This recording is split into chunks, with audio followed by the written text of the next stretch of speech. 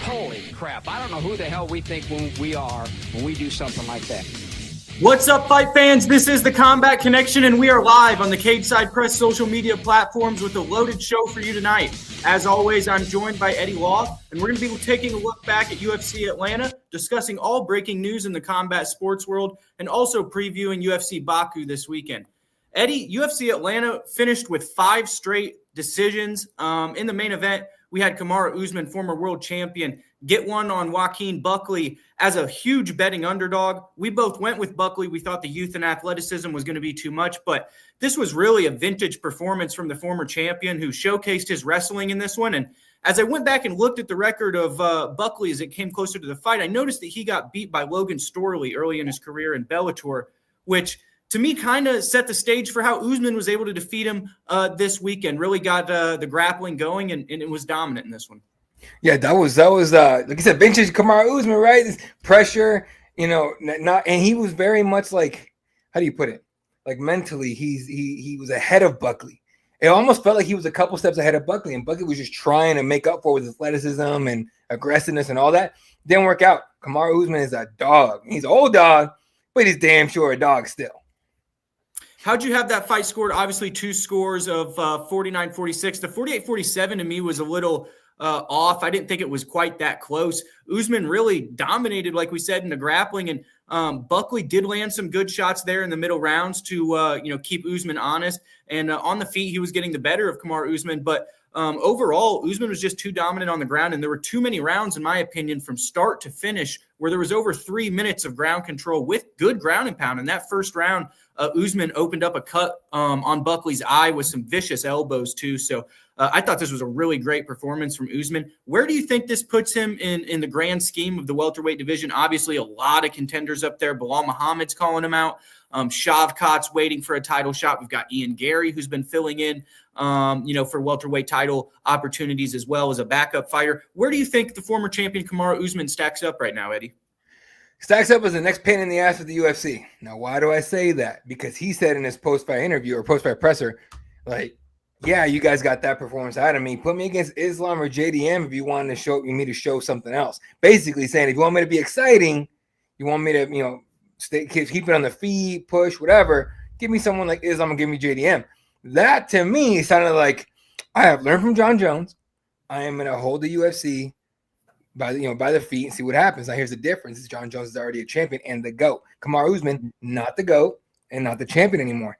So it leaves them in kind of like a let's see what happens type of deal. I think he's going to be one of those guys that should JDM fall out of that fight, for example, or Islam fall out of that fight, he's going to be a guy you can sneak in there because he's got experience.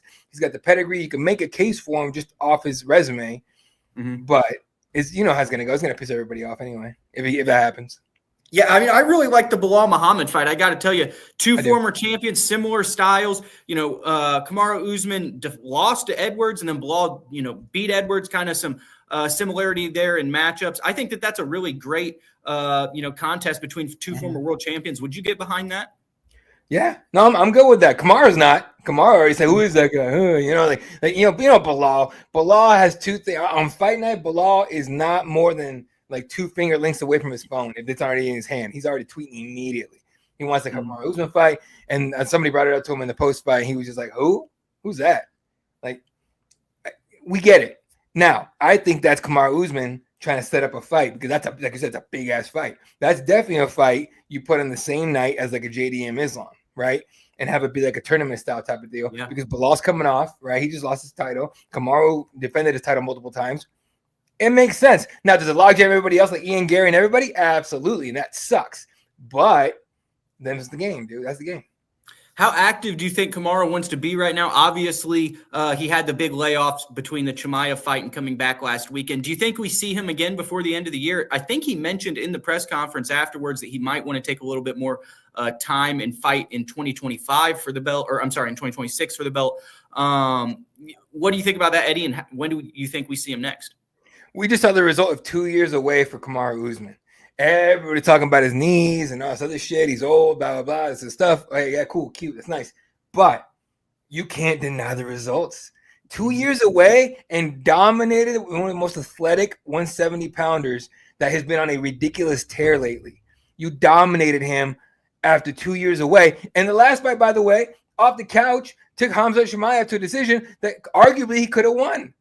So if that was a 5-round fight, he might have won that fight. I'm telling you. If that was 5 rounds, just like you said, I think he wins that fight. I think Hazmat, fucking everyone else calls him Hazmat. Hazmat, fucking Khamzat loses that fight. So yeah, what do I think happens? I think he does that. I think he waits till 2026. He has that luxury. He ain't starving. He ain't broke. He's not one of these guys in the prelims that just like, I need to fight right now. I got to pay my bills and none of that. So yeah, he's gonna wait. Yeah, and then for Buckley, kind of goes back to the queue. I don't know where he's going to be in the rankings. Obviously, the rankings have been adjusted already, but I think he needs to fight Kevin Holland. That was a matchup that he had his first loss really by knockout in the UFC to Kevin Holland. Holland has himself picked up wins since moving back down to welterweight. I wouldn't mind seeing that matchup get ran back. Just for the both of their careers, Buckley needs a win. He could avenge that former loss. And then for Holland, he can get back what he lost in that middleweight jump, kind of going on that skid against some of like the Derek Brunsons and people that he lost to. Now he comes back down. He can get Buckley again. If he gets through him for the second time, Kevin Holland's looking at himself in a top 10 matchup. Yeah, dude, I don't mind that matchup whatsoever. And Kevin Holland's not going to say no to that. Now, Kevin Holland's our new cowboy, right? He just fights anybody as long as he's getting paid. But in terms of that being like a fight the UFC wants to make, because if Holland wins, he's going to be like, whoa, shit, now I should be top 10. I should be top 5. I should be this and that, whatever. This guy just fought Kamaru Usman. I don't think they'll do it. I wouldn't mind seeing it, but I don't think they'll do it. I don't know what they'll do. Honestly, I have to look at the rankings and all that, see what's around and what, who's free and who's not. But if I'm Buckley, personally, I somewhat follow Usman's lead. Not 2 years away, but I wait till the end of 2025 to fight again. I go and I look back at the tape like, all right, how did I get dominated that badly by a guy that hasn't fought in 2 years? Okay, what happened? And one thing I do want to say for Buckley, he has immense talent, but yes, he's at a small gym like he's at in St. Louis. I didn't necessarily like the corner instruction in between rounds when I was listening to his corner talk to him. He was really not giving any example for how he needs to stop the takedown whatsoever, just talking about purely boxing. I think he needs to make a move to an ATT or a Kill Cliff or some type of big gym where he can be around killers like himself daily and also get reps against the grapplers that he's going to face in the top echelon of this division. But before we move on from this one, Eddie, I think it has to be noted that when we saw Joaquin Buckley fight Colby Covington in that last contest, he really dominated Covington, right? Beat the brakes off him. The referee ended up stopping the fight, or the doctor. It was a doctor stoppage.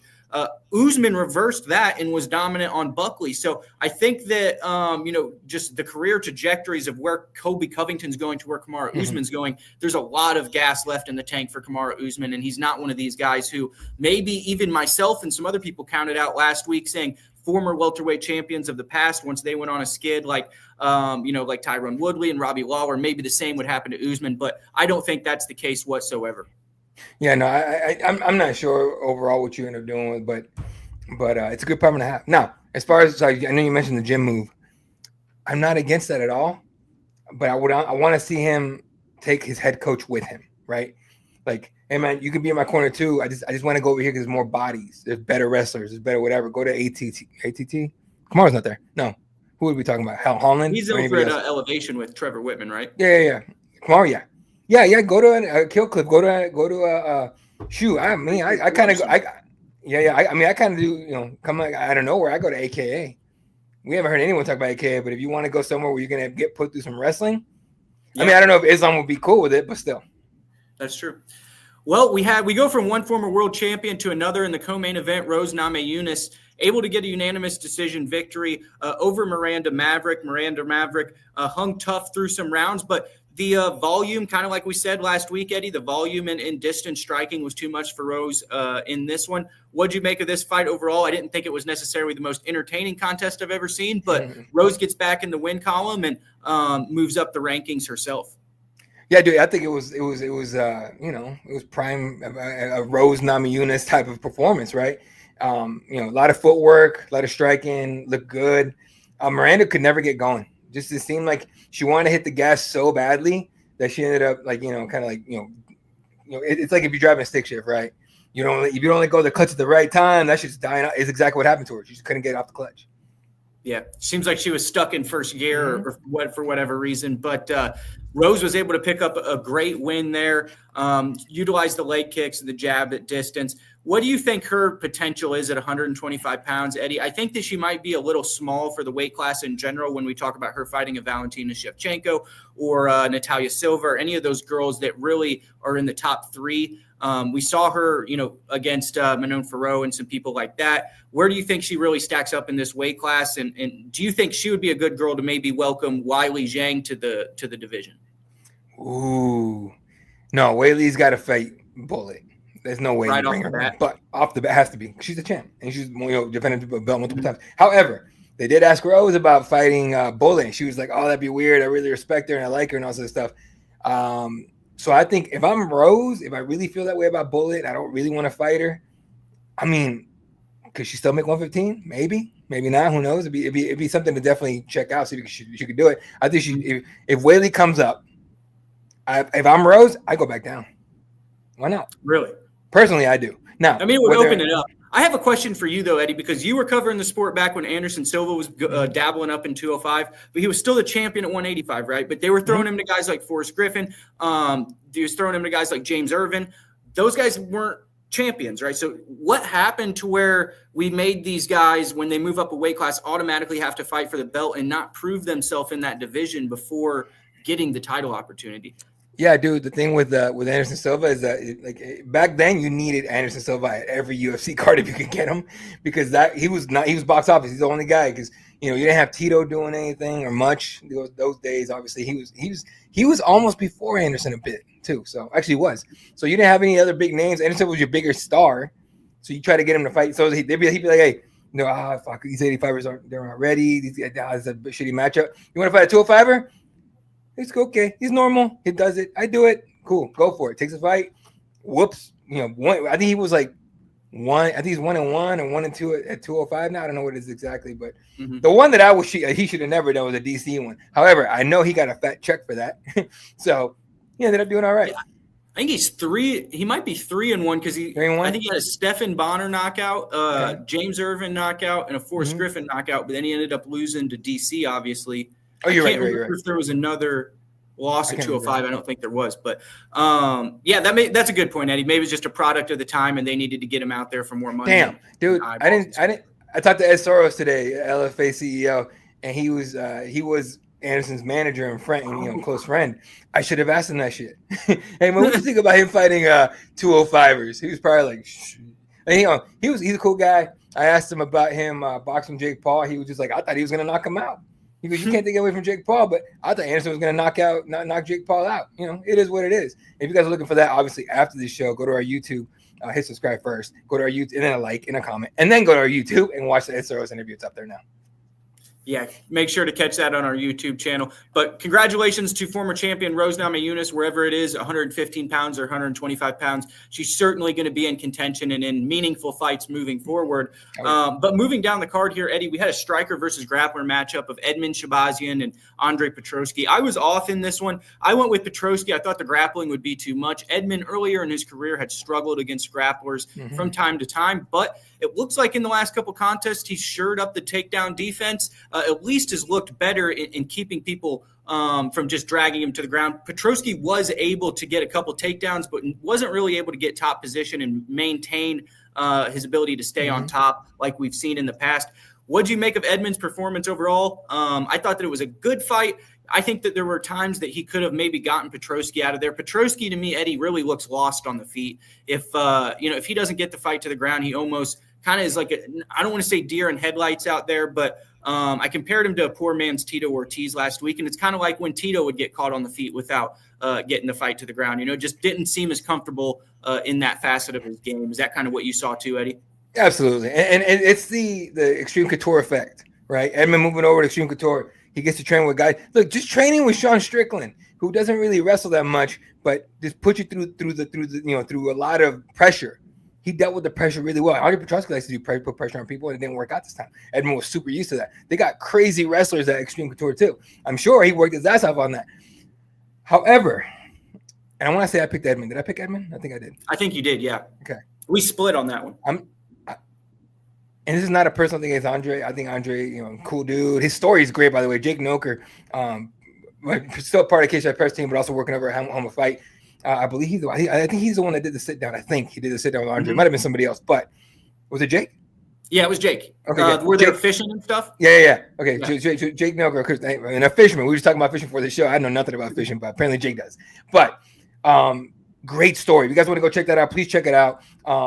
I go to Jake Noker's Twitter. I don't know exactly the link and all that, but I know it's on the Home of Fight YouTube. But great conversation. Solid dude. The story is like, whoa, what? I did not know that shit. Talking about he was high for every amateur fight and didn't want to go pro because he didn't want to get tested. Like, god damn. Yeah. That being said, I am not here to judge people. I'm here to talk about performances, analyzing. And I've never been an Andre Petrosky believer, ever.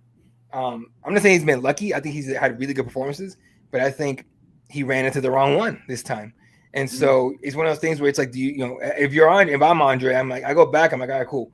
I clearly need to work on my striking. I can't just, the joke being like, all I need is my overhand right and my double leg and I'm going to win this shit. No, you can't do that no more.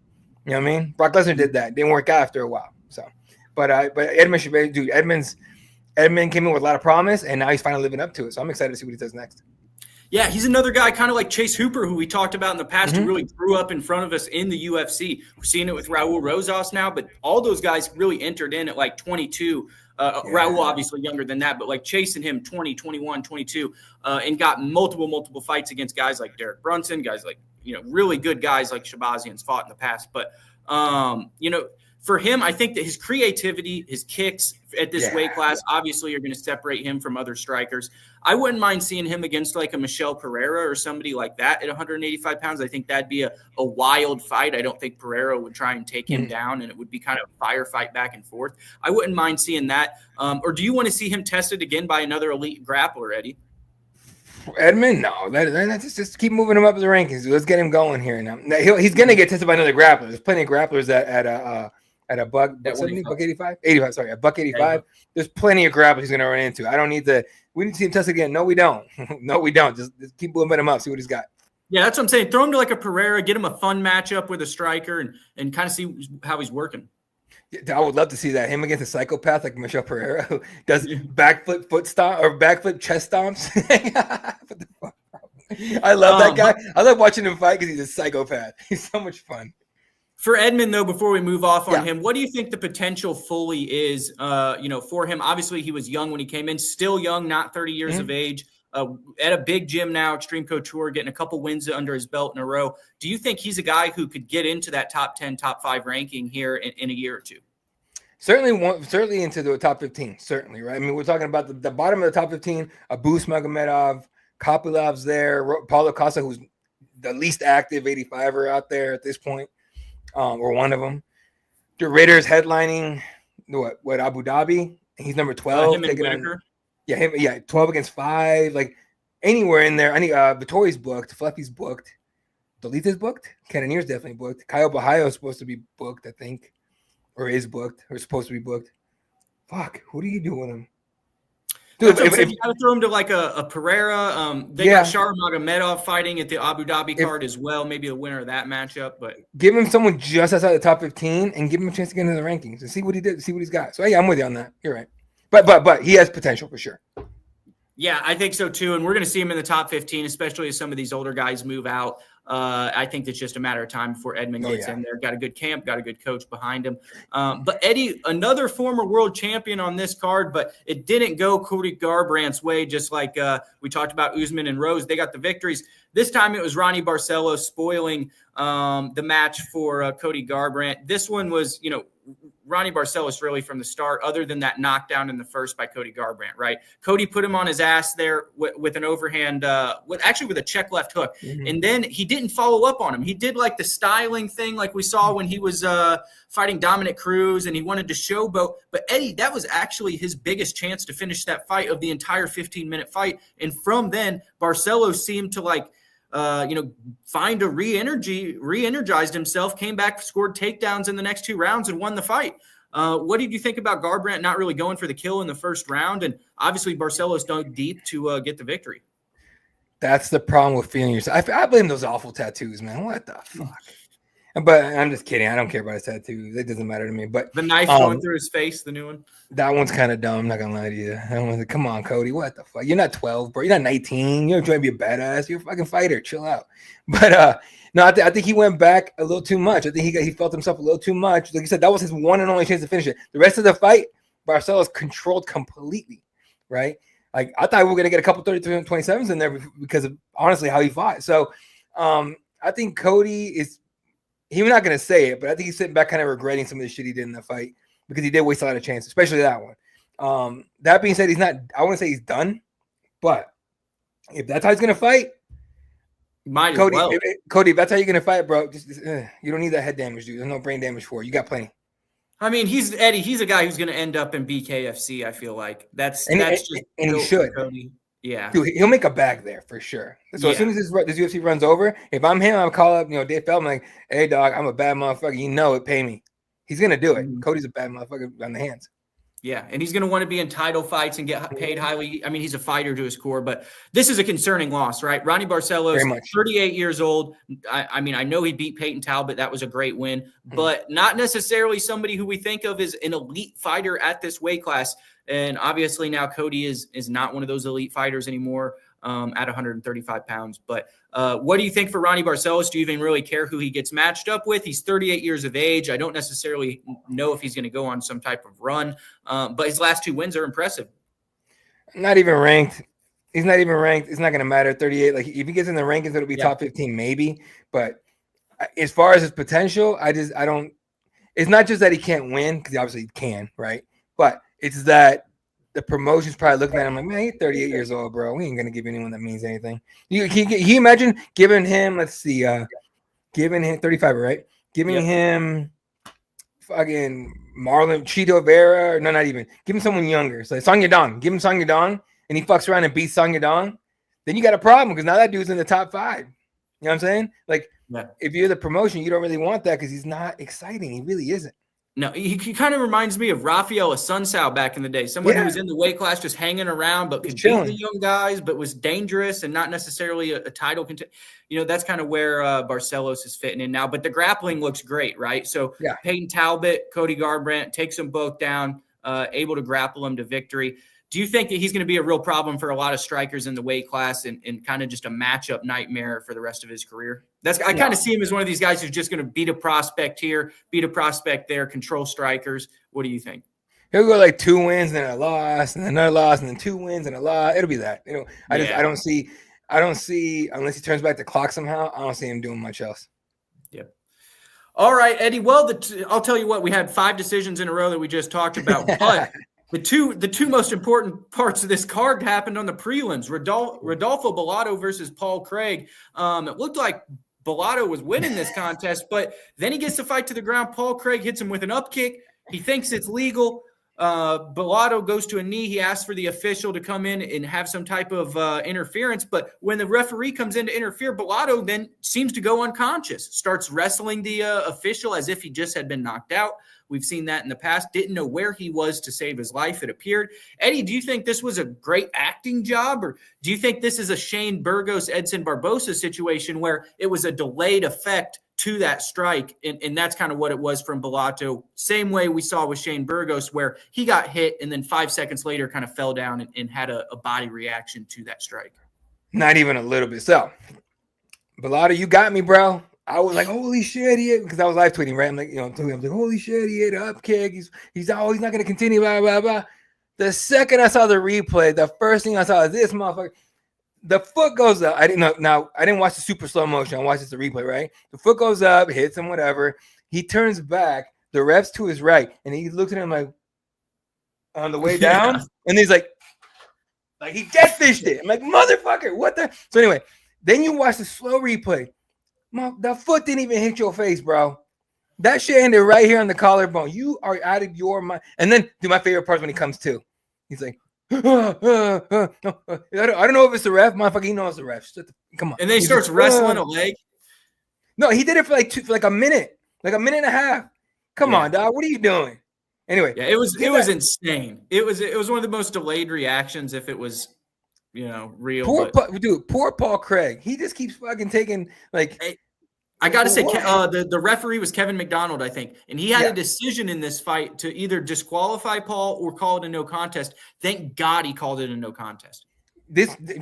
Paul was fighting for his fucking roster spot. He might have lost it anyway, right? But he was fighting for his roster spot, and Bellotto, because he wanted an easy way out, pretending he got knocked. That's a bitch, mate. Sorry, Chael kind of went off about it this week on his YouTube channel as well. Basically, that he, what you said, he thought it. He kind of. So he has a video up. You can go to his YouTube, and it has an Oscar in the. Good, but So he basically was saying he's never seen anything like it before, and that he took a way out. But just like you said, but do you think they run this back? Do you even care really what happens? You said Paul Craig was fighting for his job. I wouldn't mind them just rematching here, throw it on a fight night card here at an Apex, or throw it at the Nashville card in Tennessee. You need some depth there maybe, but do you want to see these guys fight again, or is that really, do you care at all? If I'm a fighter on this roster, any weight class, and the name Rodolfo Bellotto comes across my desk, I'm laughing as I'm shredding the stupid paper. I'm not doing that shit. I don't think, if I'm a fighter, I don't want to fight him. What's going to happen? I sneeze or something. You're like, oh, fuck. Oh. Like, are you serious right now? If I'm Paul Craig, fuck that guy. Seriously. And this is not a personal thing against Rodolfo, because whatever, right? But in terms of if I'm a fighter, if I'm a Paul Craig, if I'm a Sean Strickland, if I'm a whoever in that division, and the name Rodolfo Bellotto comes across my desk, what the hell is he going to do when I fight him? I'm not going to go through the entire fucking camp to beat his ass, and then I end up with just my show money because this asshole decided to fucking play and find a way out because he doesn't want to fight. You know what I'm saying? So it makes a lot of sense. If I'm the UFC, I don't even bother booking them. Honestly, if I'm the UFC, we don't do that here. Take that shit to PFL. I mean, both of them, Eddie, if we're being honest about it, it's their prelim fighters. Paul Craig at one point in time, was a legitimate contender in his prime, but I don't think Bellotto will ever get to that point at 205 pounds. So we're talking about guys that, are kind of inconsequential here in the grand scheme of things, running down the line in the rankings. And Bellotto didn't need to do that. He didn't need to do that. He was coming off a draw, sure. He was winning the fight, but he was coming off a draw, sure, whatever. But including his LFA run, he was on a 4-fight win streak, right? I know he didn't fight in 2024. Omar Sy pulled out of their fight. I think something happened with Bellotto, whatever. And then obviously, Bellotto got herpes. Yeah, Omar Sy looked terrible. Oh yeah, he was terrible. But Bellotto, the joke, but he caught the clap, at the fucking Apex apparently, so he couldn't fight there. Yeah. Oh, that's right. I forgot he had to pull. Yeah, you might have to waive him at that point. It's been too many not even that. It's just off that action. I just put you on UFC. What was it, Atlanta? Yeah, Atlanta. Sorry, I put you on a card. You weren't on the prelims of an Apex card anymore. You weren't on, UFC middle of fucking nowhere at 2 a.m. and no one's gonna watch. You were on UFC Atlanta on prime time in the prelims against a legitimate bad dude that you could have showed your skills off to. You were winning the fight, and instead of going through it to win the fight like you're supposed to, you took an easy way out that wasn't even real. To me, right? If I'm the UFC, I'm like, I can't count on you to not do that shit again. What, am I gonna take your word for it? Hell no. See ya. I'm telling you. Take that shit over to Don Davis, who sends Jonathan Coachman to be a dick to media people instead of me going to answer questions like I'm fucking supposed to. That's what I do. Bye, Bellotto. That's what I do. And again, it's not personal against Bellato, but you cannot do that in a competition. That is a dick move towards the audience and your opponent. Yeah, I thought so too. It was not professional to say the least. But at the same time, if it does come out and he has some type of medical document that says he has a concussion or whatever, then obviously you got to respect that. But from just our, quarterback, couch quarterback point of view, Monday morning quarterbacking, it didn't look necessarily like it was a connected shot, and it did kind of look like he was. He walked out. He looked way too good walking out. When he walked out of the cage, he looked. You mean like walking out of the cage? I got you. When's the last time you saw anybody? Aljamain Sterling, when he took that illegal knee from Jan, way more real than this. Okay, I actually do think I think Anthony Smith took a worse shot than Bellato did, and he continued fighting through that against John Jones. Yeah. And Aljo, whatever happened with Aljo happened, and he took a legit shot, and he still, he was still wobbly walking out of the cage with the belt on his arm. So again, it's one of those things where Bellato screwed himself big time with this, in my opinion. So we go from this to, honestly, one of the bigger knockouts we've seen this year. Eddie, Chris Moutinho comes back after a win streak outside the promotion, but he takes on one of the most talented prospects on this entire roster. And this guy might have been the most talented fighter on the card last week on the prelims. An up-and-comer in Wellmaker here shuts Moutinho's lights off with a right hook from the southpaw stance. It was absolutely nasty and vicious. Eddie sends him face planting forward. And Chris Moutinho is a guy who we saw take a lot of punishment against former champion Sean O'Malley. It only took one shot from Wellmaker to put him down. And that's 2 in a row. Had another similar knockout against Cameron Simon from that same right hook from the southpaw stance. This guy is incredible, Eddie. He's got punching power through the roof. He's a young athletic kid, 31 years old, former welder. He's got a great story. He's good in front of the camera, and he finishes fights, and he's very athletic. Eddie, what do you think? I think the sky is the limit for Matthew Wellmaker, and I think that he is going to be in the rankings here in pretty short order in this weight class. So I'm not ready to call it yet on Wellmaker in terms of he's going to be something, right? What I do think is this kid has done a lot with very little. He just quit his job, pipe fitter or whatever it was, welder, whatever it was. He just quit his union job. 2 $50,000 bonuses in a row, like super promising, 100% promising, but I think it's still too early to call it. I think now that he's quit his job, and clearly we just saw what a full camp does. Give him one more fight, see what he does. If he does it again, dude, you can't deny him. You can. Moutinho came back in just to get knocked right back out of the UFC. Probably. I feel so bad for the guy because it's like you get Sean O'Malley, and then obviously I know he lost after that, and that was why you got cut, but. He comes back and he fights Wellmaker, who might be the next guy in that weight class. So it's a tough outing for. I'll say this, man. Wellmaker needs to be on the main card of the next city card, fight night, whatever. And if he does something crazy there, we could pay-per-view him, man. Why not? The kid's fireworks. He gets finishes. Why not? And that's what you want. That's what I'm saying. He's really brought together some of these cards in the last month. The knockout win over Cameron Simon was obviously got a performance bonus for knockout of the night, and then again last weekend. He's really bringing the excitement on the cards this summer, and is a new face for combat sports fans to get excited about. Dude, everyone's gonna want to watch him. I want to watch him again. Shit, next time he fights, I'm definitely watching. I watch this, dude. I was at a family. My parents had their anniversary. And so 40 years. And so they had a thing for it. And so I was there. And that was one of the fights that I definitely caught. I was like, I need to watch this kid fight. He killed it. That was dope. Main event, my guy. Main event, Amara, damn it. So, Eddie, that is our UFC Atlanta coverage. We do have to give a card rating here. And I got to be honest, there were just so many decisions after the prelims. After that Bellato and Paul Craig fight happened, it was just decision. And the main event I thought was a good fight. It was a competitive fight. So I think that takes the overall rating up a little bit. It would be lower, but I'm going to go about 6.8. I couldn't quite give it a 7, in between 6.5 to 7. I thought that the fights weren't snooze fests per se, but with there being no finishes on the main card, I wasn't impressed. Yeah, 6. 6 is good. What happened with the Mansour fight? Because I know that ended up being a technical decision. In which fight? Mansour, Abdul-Malik. Let me pull up his topology. He won by knockout, but then it was a clash of heads with Cody Brundage. That's right. He came in and they clashed heads, and then he hit him with punches, and the ref stopped the fight. But they said that the head clash was what actually knocked Cody down. And Yeah. Beltran was actually on that. He was the one on the replay. So Mike Beltran did a pretty good job with that. It was Cody looked good in that fight. He did. He was throwing bombs. That was a good fight. That was a good fight. He was landing on Mansour, and I'm like, oh shit, Mansour just found his match. Let's go, boy. And then that happened. I'm just like, what the fuck just happened? And then they called it. I'm like, lame. Hey, I hate to see a fight in that way. Eddie, let's talk about the odds real quick, because when Malik fought Brundage, he was 7-1. That was a close fight. You just said it. If they didn't score that fight for Malik in that third round, and there was only 15 seconds in that third round, including a knockdown, which didn't necessarily happen. So all the judges had to score the round for Malik because it was really the only action in the round. Brundage was right in that fight, though, right? 7-1. And then we had Menefield turn around 7-1 against Omar Sy. The two biggest favorites on the card almost lost. I'm looking at these odds weekly, and it's like, I don't know if there's any fight that I would lay 7-1 against one of these veterans like this. It's just real steep money, and anything can happen in MMA. Yeah, no, 100%.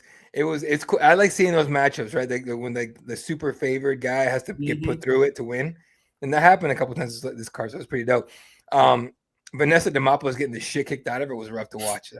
First fight of the night, that wasn't even like, oh, she got dominated. She got the shit kicked out of her, and she hung in tough. That girl is tougher than hell. Just not the fight to take. You're too little, not little. You're too short to box with a chick that tall and long. God damn, that was wild. So that's what we got for you guys for UFC Atlanta from last week. We're going to move on to the news and announcements that came to us. One of the bigger announcements, Eddie, was in boxing before we get to the UFC news. Canelo versus Terrence Crawford will be happening at Allegiant Stadium. We didn't know previously if that was going to happen. UNLV had a football game scheduled there against, I believe, against the University of Idaho. But that was obviously easy to move. That probably threw them some money and got them to a different location. Are you excited for this Terrence Crawford-Canelo fight? Obviously, Crawford's going to be the smaller guy. Canelo's much bigger. But they're going to meet somewhere in the middle, and it's going to be a big spectacle fight there in Las Vegas from Raiders Stadium. UNLV and Idaho, two teams that no one gives a shit about. I said it. No one cares about your teams. All right. This isn't the Larry Johnson, running Rebels from back in the day in basketball. You're all tripping. Anyway, but yeah, you're right. They just threw him a check. No, this fight is strange because it's Canelo's power and veteran savvy and honestly greatness against Crawford's movement and greatness himself. But Crawford's movement, angles, and all that. Crawford fights aren't necessarily the most entertaining, right? So once in a while you get a banger, cool. Mm-hmm. But most of the time, he's just too good in his movement, and defensively and offensively, that he does really well and he wins fights. Canelo, Canelo tries to leave dents on your body, not just your head. He's not trying to knock you out. He's trying to break your body, and then he's going to knock you out. Can he catch Crawford to do that? I don't know. But I think all I know is it's only going to take a few shots from Canelo to the body and to the head to do the deal. I honestly don't see – I think this is just a spectacle. More than anything, I think Canelo's going to win by knockout. Or okay, if not by knockout, he's going to win dominant. Okay, I think. And this is not just because I'm, a Canelo fan. I just believe this is just a bad matchup for Crawford, personally. Yeah, here's the thing. So for me, it's can Crawford hurt Canelo moving up in weight, right? We saw him move up and fight Madrimov, and Madrimov's a really good fighter. He just recently picked up a big win himself. But when he went up in that fight, it was evident that the punching power we saw against Earl Spence wasn't necessarily the same when he moved up in weight against a guy like Madrimov with a big chin. Canelo is never been knocked out. He's got a tremendous chin himself and is one of the hardest hitters in the sport. And for a guy who's smaller, moving up in weight, like you said, Eddie, it's only going to be a couple connections before it starts to wear on that body, especially. And upstairs, we've seen what happened when Canelo's fought smaller guys who moved up like Amir Khan. Necessarily can't handle the punching power. But I don't think Amir Khan and Terrence Crawford are near the same level caliber of fighters. So, but smaller in weight compared to Canelo Alvarez. So this fight's going to happen with Dana White being the promoter, Eddie. We haven't really heard much from Dana. He wasn't the one who announced that it was going to Allegiant Stadium. Do you think he really is the, head boss promoter in this? Or do you think that Turki Al-Sheikh is just kind of bringing him along as a figurehead to bring, UFC fans and combat sports fans in to watch this boxing match? I think it's more of that than anything. I don't think he's really leaning on Dana for his, boxing promotion experience.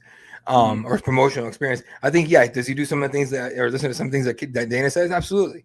And Turkey does he wants to make the matches people want to see. He's not like the rest of these bullshit boxing promoters. They're like, oh, I don't know. We're gonna box some guy who you haven't any fucking reason, any business boxing. I'm gonna beat his ass, get an easy check, and go home. And somehow I have to be fucking excited about your bitch ass fighting. No, this is a fight that actually matters. That actually does something. As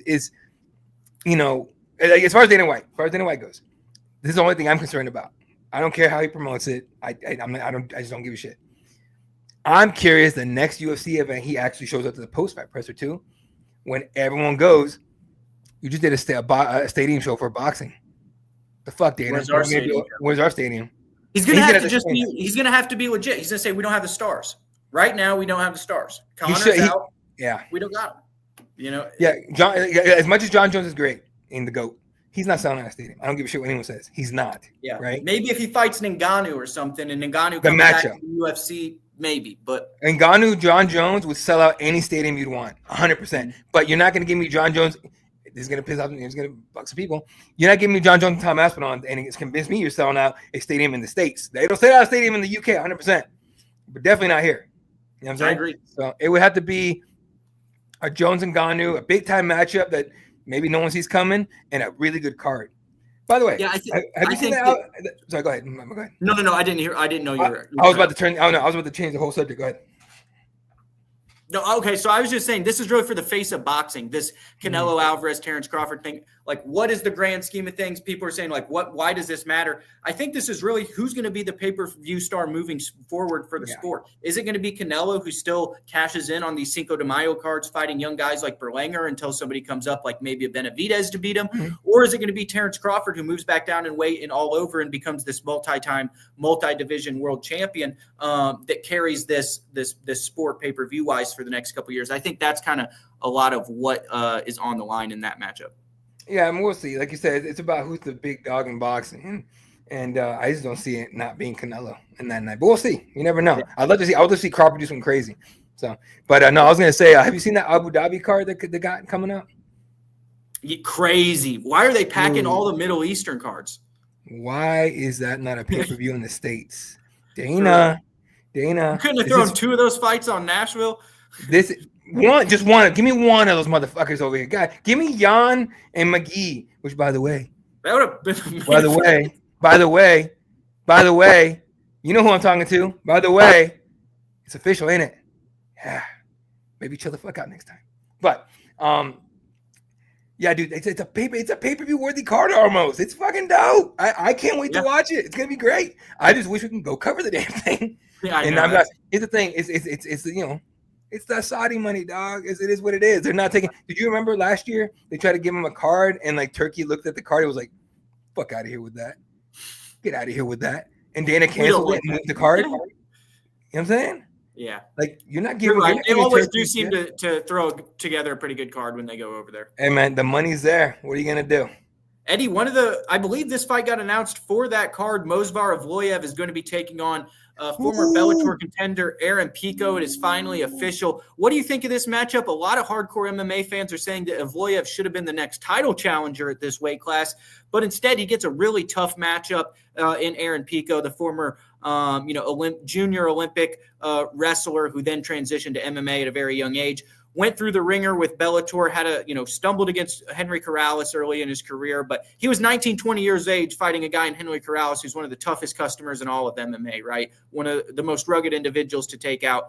And, he went in there and he had to fight a lot of veterans from the beginning of his career, had that fight with Jeremy Kennedy where his shoulder went out of socket. So when you look at the record of Aaron Pico and it says 13-3, you got to realize that at least two of those losses, the one to Corrales, he was extremely young in, and the fight to Jeremy Kennedy, he was winning that fight before the shoulder came out of socket and the coaches couldn't put it back in him. That was kind of the viral moment there in the corner where the coach was yanking on his shoulder, trying to put it back into socket.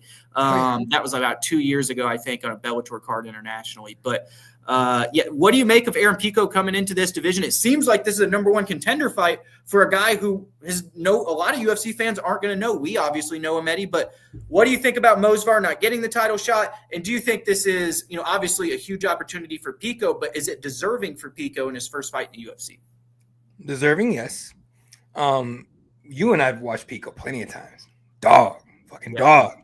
Movsar, you're going to have to stay in the strike a little bit, bro, because you're not taking Pico down as easy as you're taking everybody else down. I'm excited because I want to see Movsar have to stand and fight with him. Not just, immediately nut hug and, crotch sniff the whole time. It's not disrespectful. We're just using MMA terms. Guys, you guys watch fights too. Relax. Okay, but, dude, Pico has so much potential. And I guarantee he went in there like, man, no, don't give me no bullshit. Give me a motherfucker. Oh, yeah, but, no, I don't care. I'll put it on the line. Pico has bet on himself his entire career, and it's worked out really well. Now, you can say whatever you want about him not going to the UFC and signing with Bellator instead. That was a smart decision. He wasn't ready. He knew it. Now he's ready. He's older, wiser, way more experienced, incredibly skilled. I'm hyped for that fight.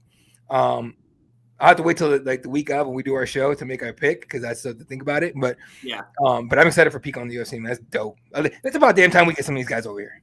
I know. And when Bellator went over, there was really two fighters I was looking at that are like, I really think those guys eventually could hang in the UFC. And it was Usman Nurmagomedov and Aaron Pico. I think that Aaron Pico, outside of Usman, is the most talented guy that they had in Bellator. Obviously, he's got the wrestling credentials and can take you down, finish fights with ground and pound. But Eddie, you mentioned that Movsar is going to have to strike with him. This guy's got one punch knockout power himself and has shut people's lights off from the first fight in his career. So what do you really make of Aaron Pico's chances of, beating Movsar? And if he beats him, do you think that guarantees a title shot? He goes in there and knocks Movsar out in the first round. We know he can, just flatlines him. I think you got to give this kid a title shot after just one fight in the promotion. Look, man, if I go in there, I'm not supposed to beat you and I take your shine, goddamn right, I better get something for it. I won't be against him getting a title shot. I just don't think it happens. But I think he'll be definitely on the very, very, very short list of title contenders because you got to – if he goes in and knocks Evloev out, like he knocks him out, takes that win by finish, that's huge. That's way too big to ignore. You gotta jump on that if you're the UFC, if you're Pico and his management and all that. So no, I think there's a lot to be excited about there in Pico. I'm hyped about that fight, but I'm hyped about the fighter more. It's gonna be fun. So UFC Chicago had some announcements as well. Before we get into UFC Baku predictions for this weekend, I'm going to run off and rattle off some fights for you guys that got announced for UFC Chicago, and then me and Eddie will kind of talk about the ones and highlight them. These are hugely high ticket prices, Eddie. I don't know if you've seen it for the Chicago card yet, but $800 gets you in the door first fight card in Chicago in 5 years, and it's ridiculous when you go to Ticketmaster and look at this thing. But we've got former title challenger and rising former champion Kaya Sakura taking on Tim Elliott. Brian Battle, former Ultimate Fighter winner, will take on Zoltan Ruzaboyev, who's undefeated in the middleweight division of the UFC still. Just picked up a win recently. Jessica Andrade, former champion, will take on Lupi Godinez in a strawweight bout. Natalia Silva will take on J.J. Aldridge in a women's flyweight bout. Chase Hooper takes on Alexander Hernandez in a lightweight contest. And then King Green takes on Diego Ferreira in a battle of veterans at 155 pounds, followed by Gerald Mershart and Michael Oleksiejczyk. That last name trips me up every time. Yeah. And following that, we've got Barboza versus Dakar Close. Now, some of those matchups I think are good. I like the close matchup with Barboza. I like the matchup between Tim Elliott and Isakura, the Hooper Hernandez. But Eddie, for $800, I don't know how they're selling these tickets for that. I think this is really a top-heavy card with Khamzat Chimaev and DDP. That main event is badass. That's the most badass fight left scheduled this year. Obviously, we don't have Jones and Tom Aspinall, but of all the fights that have been scheduled and are on the books, that's the one I'm most excited for, and probably you too, covering that card. But other than that, Eddie, do you think the co-main event's been announced? We have Cannonier and MVP. If that's the co-main event, that's not necessarily the most strong co-main event in the world.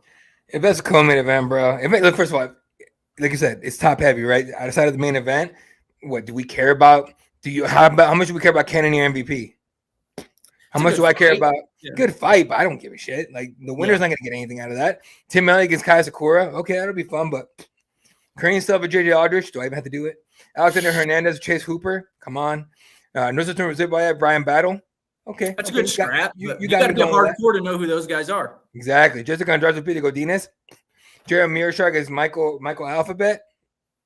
Michael Alphabet. So that's what I call him, Michael Alphabet. Anyway, but yeah, dude, they need something. You cannot charge them. Now, I really hope that's not the price, because right now I'm pretty sure it's still too early to have I think we're not still on pre-sale, so who knows? Yeah, they did. They came out with the pre-sale today, so The ticket prices for those are like $650, and then if you go to Ticketmaster, it's like $8. Motherfucker, you guys are disgusting. God damn. Like, no wonder no one goes to these shits anymore. I mean, I think that's the problem, Eddie, is that everybody will go to them. It's going to be packed out. Well, no, it's going to yeah. be sold out. And the thing is, they'll go and keep charging these prices because they can, and people keep buying them. Dude, I'd rather, even if it's in my city, if that's the price to go as a fan, which I haven't gone to a UFC as a fan in fucking years, right? Yeah. And honestly, with the kind of prices they've been coming out with, that's one of the reasons I'm as my favorite like fighters that I'm a fan of retire. I don't pick up new ones, so I don't feel like Nick Diaz fights, and I'm gonna find my way to get in there. That's just how it is. This is my guy. As I'm wearing the shirt, there's Nick Diaz on it. But outside of that, dude, like I'm not. None of these guys are worth it. There's no stars. Hamzat's my guy. I love watching Hamzat fight from the beginning. Yeah. But then you're like, I don't really want to pay $800 to watch it. I could go watch this at the sports bar, the Hooters, the Twin Peaks, wherever. Hey, I get my boys, and I'm like, hey man, guys, come on over. We'll watch it on a big screen. Pay the $80 whatever for the pay per view. Maybe $100 for food and alcohol, and let's just chill. Because I'll tell you what. Last time I was there, every time that I've been there as a fan in the UFC, and the last time I was here in Arizona, the last UFC I went to as a fan was, Cain Velasquez getting knocked out by Francis Ngannou years ago. I think it was last time I was a fan. Kind of underwhelming main event too. That or 266, UFC 266 in Vegas. One of those two, whichever one was latest. That's the last one I went to as a fan. I can't stand fight fans. Like y'all fucking suck. Okay. The second anyone gets a takedown, stand them up. Go watch Muay Thai. Yeah, go watch Muay Thai. Go watch boxing. You want to see striking only? Go watch Glory Kickboxing, which is a great product. Okay, One Championship Muay Thai Friday mornings, great product, the striking wise anyway. Anyway, go watch PFL if you want to. I don't give a shit. But I mean, they're at least cheaper. But what are you doing with this? Like, come on. Yeah, It's pricing the real fans out. The people who watch every single week, it's pricing those guys out. This is like tailoring it to rich upper class people that might just be like, well, the UFC's in town. I'll take my wife. I'll go take my girlfriend. But but the dad who takes his 2 kids who do Taekwondo, that's not really, that's not feasible anymore. Not at all, man. It's almost like back in the day. And I'm not comparing the UFC to Michael Jordan at all. Fucking. What is that? Thank you. I can barely afford my guy. I'm not comparing the UFC to Michael Jordan whatsoever because Michael Jordan was a complete phenom on himself. Michael Jordan dwarfs the UFC by now. Okay, if Michael Jordan was holding an interview, like an hour long, I'm gonna talk for an hour. He's about to be on NBA. He's about to be on NBA Live next year. They hired him for $45 million. He's gonna do the Charles Barkley role. God damn, Mike, you're not even funny, Mike. God, I mean, he is kind of funny sometimes, but like in a very like dead face way. Anyway, but if Michael Jordan held like a TED Talk, he's gonna talk for 20, 30 minutes. That place gets sold out faster than the UFC easily. Okay. Now, when it comes to this thing with the pricing out thing, do you remember the Golden State Warriors back in the I Believe days? We're talking like Golden State Mavs and the Mavericks. It's like 2011, something like that. You talking like Steph Curry and like no. Forget Steph Curry. Steph Curry, look. You're talking like Monte Ellis? I'm talking Monte Ellis. I'm talking Baron Davis. I'm talking Matt Barnes, Steven Jackson, Andreas, European white dude from Latin used to play center. I'm talking those guys. Okay. When it came to that team at that point, the front row of those games was regular fucking people. It was awesome. You can go to a Golden State game because it was just real basketball fans. As soon as it started winning, you look in that front, dude, ain't nobody there. Probably they all live in San Fran, first of all, in the rich part of San Fran. It's you priced out all the good fans. Hell, the Suns did it too. They trade for Kevin Durant, and it's like an arm and a leg to get close enough to not be in the nosebleeds. Like, fuck. So yeah, they priced all the. You can blame the economy, you can blame everything. I think it's the popularity that came to 2020 that's not there anymore. They can say all they want to. We're still growing. You're not. We know you're not. The pay-per-view numbers have come out. People have come out and said, leaked that they're not meeting the numbers they usually meet. They're not selling as much. The pay-per-view points aren't really doing shit anymore. Allegedly, is what they're saying. So the whole product is the popularity is coming down right now. It's just a farce. It's kind of like oh yeah, we're so big, we're so huge. You're really not. Like the UFC that's why needs a new star like air to breathe. That's why exactly, but 100%, right? But think about why in New Jersey they got to have Trump come in. They got to have all the clowns up front, Marco Rubio's dumbass, and I know we're gonna get to political still. All those idiots up there. By the way, no one in government to me has any fucking ounce of smarts in their brain, not one. But you put all those idiots up front, and you get the bandwagon. Oh fuck yeah, I'm gonna go if they're gonna go. That's how you sell that out. But in terms of the actual product itself, you've been saying it. I've been saying it. We got no stars, so you are not gonna charge me star money for no stars. And they're trying to build one on Hamzat. Hamzat could be the next star. They badly need it. But they need him, dude. And they need him. They badly need him to beat the brakes off of DDP. Badly. Yeah. But, Eddie, there is another card this week, UFC Baku. Before we get into that, is there anybody on the PFL Kansas card that you want to talk about? Kevin Lee is going to be fighting Gadzi Rabadnov in the main event. Kevin Lee, former UFC welterweight title challenger, coming in on short notice. Had an emotional media day, which you guys can see on our YouTube page at Cageside Press or on our Instagram page. I'm sure that we have something up there as well. But Kevin Lee is going to be taking on Gadzi. And I got to tell you, Gadzi Rabadnov is one of the best 155-pound fighters outside the UFC, someone who won the tournament last year for the PFL. He's a guy who got back into the tournament after running through it the year before. So always staying active and looking to get through these tournaments with victories. Do you think Kevin Lee has any chance this weekend, Eddie? Oh, man. First of all, I have that clip available, but I don't want to bring it up if it's going to kick your clip out. Do you have your clip handy to where you can pop it up? My clip? Yeah. Do you have your clip handy? I do not have the Kevin Lee clip handy. But... No, I have it. But do you have that clip you have up, the Aaron Jeffrey clip? Do you have that handy? Okay. Because I'm going to bring up the Kevin Lee clip. It might. Okay, I was going to say it might kick it out. So here we go. Here's Kevin Lee talking about the emotional moment. For late coach Robert Follis passed away, and he'll tell you exactly kind of what happened. Had some great coaches. I had a great coach that a lot of people know, Robert Follis, who passed away after my first world title fight. After I lost that fight, he killed himself, but he really believed in me, and he really believed that I could be a world champion. I was this close to getting there, and I feel like I let him down. And those are the memories that I got to carry on, that I got to keep going through with. And I got to correct and right those wrongs before I'm able to hang this up. You ain't seen me lay down my gloves in the octagon yet. Once you see that time, then you're going to see and you're going to know that I was a world champion even before they put the belt on me. They're going to see some fire. They're going to see some fire. That's the only guy I'm watching this weekend. Yeah, I got to watch that fight. That's the only guy because I have to believe that he's genuine. Obviously, that was genuine as hell too. You can't fake that. So I have to believe he's coming in with something like one last shot, one last gas, one last. It's hard for him to put that the weight of the world on his shoulders with that stuff too. But man, I hope he can get a win. And if he's able to go in there and beat Gadzi, that's huge. But the thing is about him is the skill set and the performances I've not been matching up. So I'm assuming most people are going to assume he's going to get his ass beat, right? And I can't tell you different, dude. I really can't. He hasn't shown anything lately that says, hey, he's definitely going to do something. This is just me hoping that all that emotion was fuel. All that pain was fuel for whatever he did during camp to get healthy, everything else, come in healthy, put in a performance.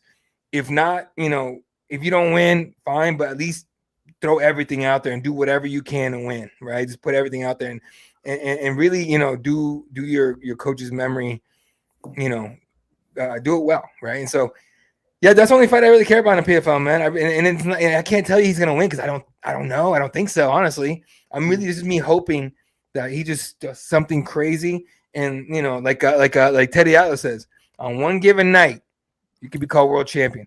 On one given night, you could turn the clock back, Kevin Lee. One thing for Kevin Lee, though, is when we saw him make his return to the UFC, it was 170, right? He lost to Renat Fakhretdinov. Yeah. Fakhretdinov's a huge 170-pound fighter. Gadzi at 155. We got Lee back in the 155-pound division. He's obviously got to make weight. before he fights. It's gonna be rough.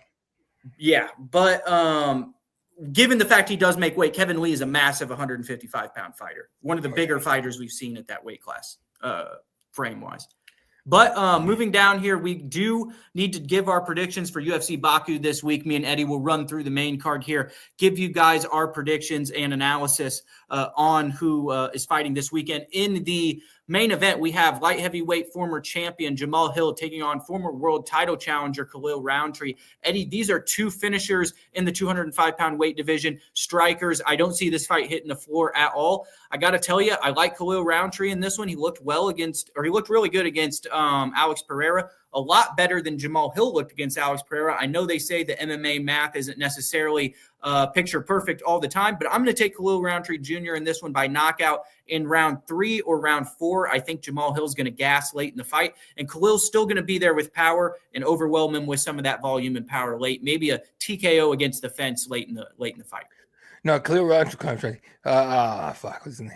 Let me read. Jamahal Hill. Jesus. Jamahal Hill has like dad bod KO power. He's that dude. He's that dude at the party that goes like, oh, what happened? Okay, cool. Go get your dad. And then he knocks him the fuck out. That's that dude. He's on his belly and everything. All that being said, he's super skilled, 100%. All that being said, Khalil Rountree, forget physically. If you didn't have a picture of him, you just saw his performances lately. This guy's a tank. And dude, his body kicks are nasty.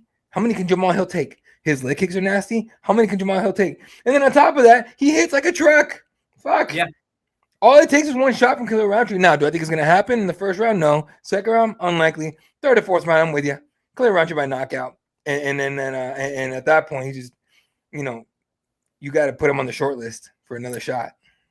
That's kind of what I see too, Eddie. Too many weapons in the tool set of Khalil Rountree. Like you mentioned, the leg kicks. We saw him win fights by leg stomp in the past. So, This is a guy who is, as dangerous as they come. He's so physically dominant too. I think that he's going to be stronger than Jamahal Hill if he does want to take the fight to the ground. I don't see it going to the ground, but if it does, I believe that Rountree will be the one who takes it there. Yeah. Jamahal Hill is an incredible athlete. He is 6'4". Do you think that the length and frame of Jamahal Hill is going to be a problem for Rountree getting inside? No, I don't think so. I think Khalil already accepted he's going to take a shot. Now, we saw him take plenty of shots against Alex Pereira, and he didn't get taken out. He wasn't knocked out, right? So that one with decision, right? Am I right on that? Him and who?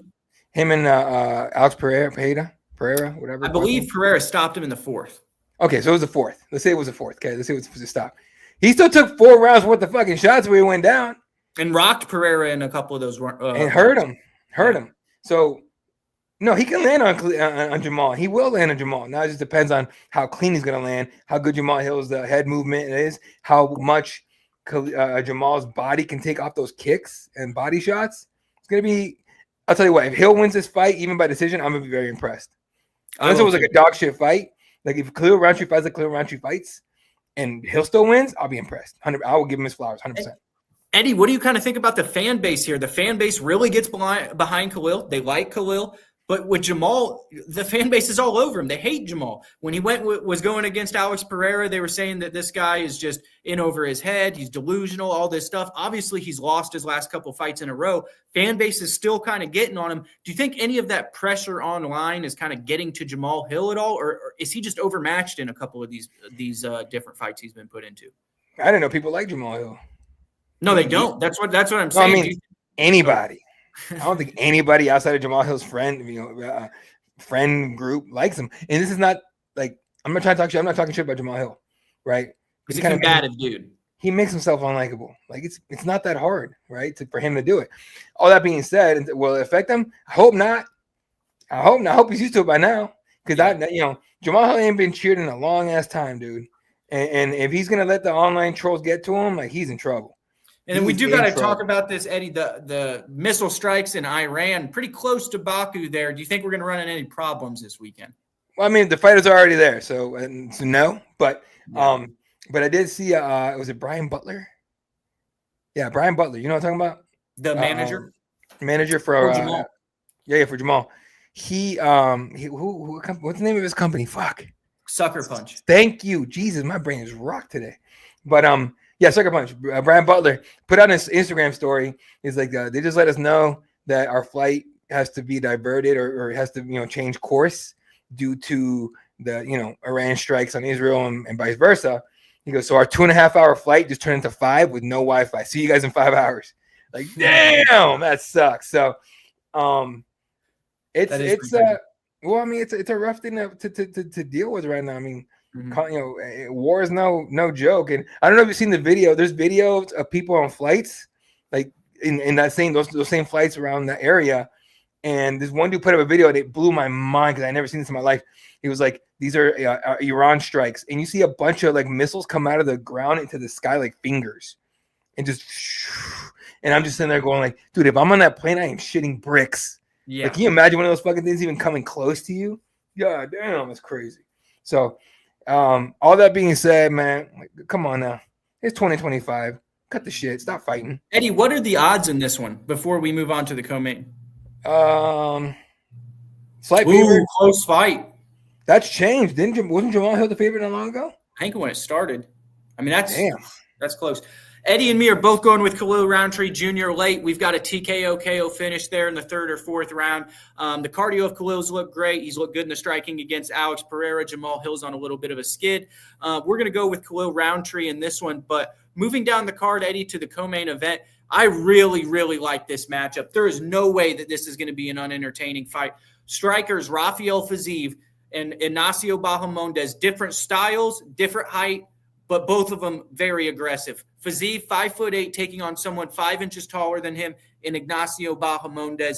Bahamondes is very creative. We've seen him get spinning wheel kicks in the past over guys like Roosevelt Roberts. He's got tremendous leg kicks. We saw him beat Manel Torres at UFC Noche last year in dominant fashion, an elite striker with his hands, with his kicks, with his creativity all over. Very impressive. But he's facing a guy in Rafael Fiziev who's been there and done that, Eddie. He's fought Justin Gaethje. He's fought Gamrot. He's fought all these guys at the top. Who do you like in this one? Are you going to go with the experience of Fiziev, or are you going to go with the youth and talent and athleticism and length of Bahamondes? Ignacio Bahamondes is going to knock him the fuck out. and it sucks. Yeah, it sucks because Fiziev is near home country, home soil, whatever. But Ignacio's a motherfucker. He doesn't give a shit. If Ignacio makes weight and shows up healthy, see you, Fiziev. Yeah, I think that Bahamondes is at least going to control this at distance, right? I think dominant leg kicks, a jab that's a mile long, halfway across the octagon he can reach with his jab. And Fiziev's, I don't know how Fiziev's going to get inside the length. He really couldn't get inside on Justin Gaethje. He had to resort to leg kicks there. And I think Bahamondes with the hands and boxing might be a little more technical and a little more fluid than Fiziev is. Obviously, Fiziev's a big kicker, and I'm never counting him out, especially with the experience that he has. But I'm going to take Bahamondes in this one by either decision or TKO late, Eddie. I think this is going to be an absolute firefight, though, and maybe my potential pick for fight of the night. Late round knockout, Ignacio Bahamondes, after Fiziev has to eat a ton of punches to the face just to get close. So moving down the card here, Eddie, we got a heavyweight matchup between Curtis Blades and Ridvan Kuniev. Kuniev came over for the PFL, but he actually tested positive for about 9 different steroids from the PFL. Some reason gets brought in and thrown to a top 5 guy in Curtis Blades. I think Curtis Blades has kind of been tasked with getting this guy from the PFL out of here in pretty short order and making a statement for the company. Is that kind of how you see this matchup? Bro, I think someone put a hit out on Kuniev, and it's just Curtis Blades is just he's collecting the bounty on that one. I don't see any reason Kuniev could win this fight or should win this fight. I won't be surprised if he tests positive after this shit. But Blades is a proven killer. He's good. He's not only a really good, like a pretty good wrestler. He hits like a truck too. And I want to see if Rizzo can handle it. Yeah, he's thrived in these grappler matchups too. Jalton Almeida. Yeah. These guys can't really get Blades to the ground. And when you can't get him to the ground, he's beaten some of these other grapplers with his hands, like Almeida. Like, who was the white guy, the cop from Philadelphia? He had a brother. Kyle Dawkins? Chris Dawkins. Chris Dawkins. Same deal. You can't get Curtis Blades to the ground and you're a grappler, big trouble. I'm going to go Curtis Blades knockout in this one. Curtis Blades. I'll go TKO 3rd round maybe. Yeah. Man, that might be late. Second round. What are the odds on that? God, I better be right. -265 for Blades. I think that's about right. How do you test positive for every substance on the planet and you still fucking get in the UFC? Someone's not paying attention. It's better than a sleeping pill. No, you're talking about Logan Storley. Logan Storley. Thank you. Logan Storley. So I was watching that fight. Logan, hey, you're a good dude. I appreciate you. I'm a huge fan of what you're doing with Mitch McKee, with LFA and all that. My guy, I goddamn near passed out during your fight, bro. I was in there like my buddy did pass out. Yeah, you told me, yeah. But I was in here like this. I think Patrick Dana texted me, and I was like, "Oh, what the fuck?" And I'm like, "Oh shit, this fight going on." It was like, this is a good heavyweight matchup between two grapplers. Normally, when we see grapplers, they have to they nullify each other, and it's a stand-up fight. I think Curtis Blades gets the upper hand here on the feet. Yeah. But moving down the card, Eddie, this next matchup is all action. If Rafael Fiziev and Bahamondes isn't the fight of the night, this one most certainly will be. Orlabai, who has really made a name for himself in this lightweight class, is going to be taking on the debuting Tofik Mosaev, who we know from Bellator, knocked out Sidney Outlaw in 19 seconds, was over there in some wars and Ryzen as well with the champions of those weight classes, the pit bulls of the world, and guys like that. So Tofik Mosaev, people know, the hardcore fans know from the regional scene, this dude can get fights finished on the ground. He's as ferocious as they come, Eddie. Really, the aggressiveness of Mosaev is his downfall at times, but also his strength. What do you think of his matchup with Orlabai here? He's going to be a little bit smaller than him, and Orlabai might be a little bit better grappler, but Tofik Mosaev is going to come at him 100 miles an hour on the gas pedal and try and get him out of there early. First of all, my favorite thing about Orlabai is that he looks confused at all times. So it's like he's always like, "What does that say?" It's like if I'm driving, like, look, okay, it's super out of the sight here, but doctors have been saying, right? Especially a couple guys have been talking to lately. And, my wife's a nurse, so she tells you, she goes, "Yeah, they say that once you get close to 40, your eyes start going. It's like you rarely get past 40, and you don't need glasses." Yeah. And so I'm driving, and I used to be able to see like 2 exits ahead. I was really good eyesight, and now I'm like, "Oh, I can't see shit." This is exactly what Meritek all over Orlabai looks like in a fight. He's like, "Oh, is he gonna punch me or am I gonna punch him? What the fuck's going on?" Anyway, outside of that, big time matchup. Mosaev's gonna come in like, "Hey, fuck it, this fight, bro. We're on basically. They're both close to home, aren't they?" Yeah, Mosaev's on his home soil almost in his debut. He's a go out all action. Right. He's set up for. He's basically set up for a big time fucking upset here. Let's see what the odds are, because this is interesting. No odds yet. Okay. I don't know if you have any odds from wherever, but either way. I think odds makers probably don't know a whole bunch about Mosaev and are probably gaining some information here before the weigh-ins officially. They'll have an official odds out there for the weigh-ins. But like you just said, Eddie, Mosaev can play spoiler in this one, but Orlabai obviously had that loss to Rebecki. Or Mateus Rebecki. I'm going to go with Tofik Mosaev playing spoiler close to home. I'm going to go with Mosaev by points. I think this is going to be just all action. Orlabai's as tough as they come, hard to get out of there. I see Mosaev going out in aggressive first, winning the first round, probably dominating into the midway through the second, then Orlabai making it close down towards the end of the fight. I'm going to go with a split decision or close unanimous decision for Tofik Mosaev. No, that'll work. I'll go with that. He'll look confused as shit after he wins too. And then one more fight here before we get out of here. We got Nazim Sadiakov versus Nicholas Mota. Mota's picked up big wins as an underdog in the past, got a knockout over Thomas Nolan, the 6'3" English prospect in the past. But Sadiakov, another fighter fighting close to home. I'm going to go with him in this one by decision. I think Nicholas Mota, like I just mentioned with our last fight, is a very tough customer. But I've got Sadiakov in this one, trains with Ray Longo and those guys over there in New York on Long Island, has a good team behind him. You lean in one way or the other in this one? On this one? Sorry. Fucking someone came to our front door and I'm trying to see who the fuck it is. Not Jesus. I'm not really. I don't care either who wins either, but I think it's gonna be a good scrap for sure. Both these guys bring in. Nazim's a bad dude. I think when I talked to him at the UFC Apex last January, and I remember asking him about some of the shit they put him through over Longo, and I'm like, those I forgot what they call them. They're not Shark Tanks or something else, but they literally put him in like a Shark Tank situation and just kill him over and over and over and over and over and over and over again. That's why those guys are always in such good shape and shit. But Nicholas Mota, He's a guy on like he's kind of like on a tear. He's fucking super skilled. Definitely looks like his body doesn't look real, like normal. It looks like he should be like 300 pounds or something. But either way, no, don't really care who wins. Don't really have a choice or a pick on this one. I would probably lean Nazim. Yeah, that's kind of where I'm at. I would lean Nazim by decision at least, but I think it's gonna be a good fight.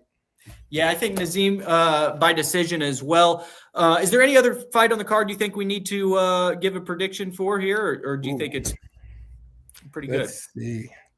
Obanelli's fighting. Okay, that's a good one. Ju Young Park, the Welsh gangster.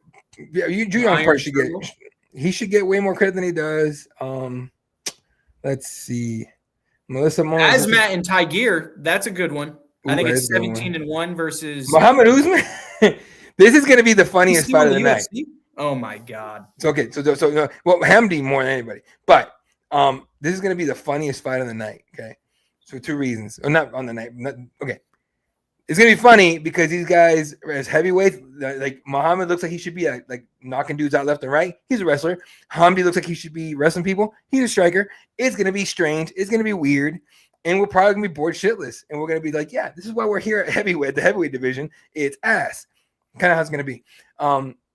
My favorite thing about Muhammad Usman, one of my friends and former co-host for the University of Arizona football podcast way back in the day, Shaq Richardson, told me a story that when he was – so Muhammad Usman played defensive end for U of A, University of Arizona. And Shaq was the corner for the Wildcats. And apparently Shaq was sitting in his seat. And Usman came behind Muhammad Usman. That's big ass Muhammad Usman came behind him, picked him up by his neck, and pulled him out of the chair. And I was like, I remember asking Shaq about. I'm like, "Are you serious?" He goes, "Yeah." So then Dylan Rush actually interviewed Muhammad Usman, and I told Dylan about it. He threw that in there. He's like, "Did you pick up former teammate Shaq Richardson by his neck out of his because he was sitting in your chair?" And Usman cracks his mouth. Goes, "Yes." God damn, boy, what the fuck? Anyway, but this is gonna be the funniest fight of the night, in my opinion. Outside of that, dude, no, I don't care. Yeah. You know what my favorite part about this? Real quick, What'd sorry. My favorite part about this, and I got one more thing to say after this. I'm sorry. My favorite part about this whole card, these prelims. Look at the time it starts in Arizona, 9 a.m. The main card, noon. My guy, I get to do some shit on Saturday. I can't fucking wait. It's gonna be dope. I get to look. Everyone's like, well, I fucking hate morning cards. I want to do something at nighttime, bitch. I'm the other way. I love doing everything in the morning and chilling the fuck out in the afternoon or at night or doing whatever I want. So I love these morning cards, bro. Love them. Yeah, don't have to be up super late. And then, real quick, and then of course, we got PFL tomorrow night, right? Was that Friday? Yeah, I think so. PFL's tomorrow. No, PFL's Friday because we had media day yesterday. Yep. Yeah, or media day was today. What the fuck am I talking about, dude? It's the longest day ever. I still have to go finish working UFC media day literally after we're done. But yeah, no, I got a fucking full night. But we got that. We got LFA on Friday from Salamanca, New York. The women's bantamweight title on the line, vacant. A lot of killers on that card. I'll give you one name, a couple names to look at. Kevin Carrier, talked to him today. Adam Livingston is a lightweight out of New York, out of Queens. He's from Queens, trains over in Long Island, I think, Long Island MMA. Heavy hitting kid. If Adam Livingston goes on a tear, wins the title LFA, I'm telling you right now, that kid is a lot of fun. He's a full package in the cage and out. He'll be in the UFC for sure if he's able to make that run, become a champion, especially if he stays undefeated and do his thing. So, yeah, LFA. And again, I tell people all the time, like, if you're going to complain about these UFC cards are ass, also the bullshit, LFA is badass. They are actually trying to develop and build their fighters. If you want to watch a legit, really good matchmaking and not just giving a guy a fight just to give him a fight, LFA. Do not miss it. LFA 211 Friday night. Do not miss that. Some of the best fighters in the world come from LFA. A lot of former UFC champions. So check out the names that Eddie mentioned on Friday night with the LFA. They always put on great top tier shows. I believe on UFC Fight Pass, right, Eddie? Yes, sir. Yeah, the prelims. First couple prelims are on YouTube, and then UFC Fight Pass. We'll have the rest of the card. Awesome. Thanks for joining us again this week, fight fans. We will bring you any breaking news and anything that comes up from UFC Baku this week. We'll preview cards coming up next week on Wednesday at 7 p.m. Thanks for joining us.